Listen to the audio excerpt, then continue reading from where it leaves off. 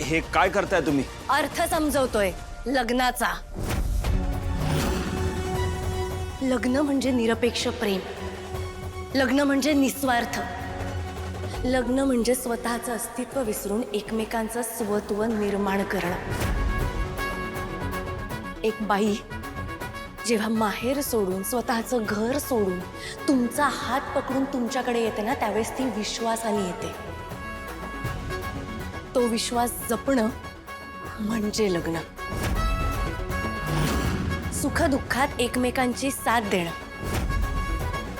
बाहेरून येणाऱ्या कुठल्याही संकटापासून आपल्या जोडीदाराचं रक्षण करणं म्हणजे लग्न। जोडीदाराला यश मिळावं म्हणून पाठिंबा देणं म्हणजे लग्न। एकमेकांवरचं जबाबदारीचं ओझं कमी व्हावं म्हणून सतत सोबत असणं म्हणजे लग्न।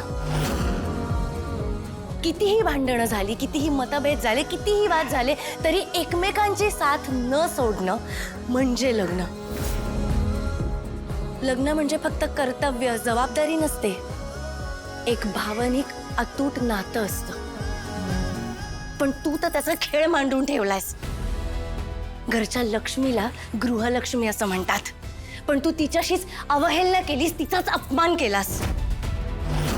तुझ्यासारख्या काही पुरुषांमुळे प्रत्येक स्त्रीचा विश्वासघात होतो।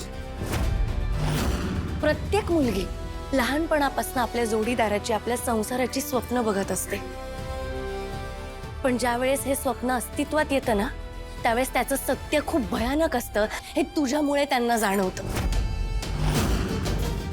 तुझ्यासारख्या माणसांमुळे ना काही स्त्रियांना लग्न करायची सुद्धा भीती वाटते। समाजाने स्त्रियांना स्वाभिमानी होऊन जगायला शिकवलंय, पण स्वाभिमानी स्त्रीचा आदर कसा करायचा हे तुझ्यासारख्या पुरुषाला शिकवलं पाहिजे।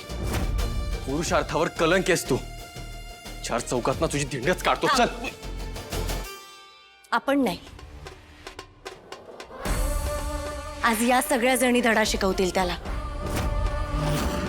शिकवा याला बाईशी कसं वागायचं असतं ते।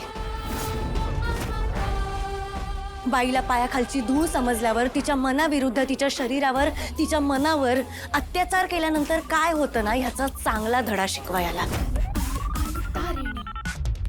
आणि असा धडा शिकवा ना की इथून पुढे कुठल्याच स्त्रीला फसवण्याची ह्याचीच काय जगातल्या कुठल्याच पुरुषाची हिंमत होणार नाही।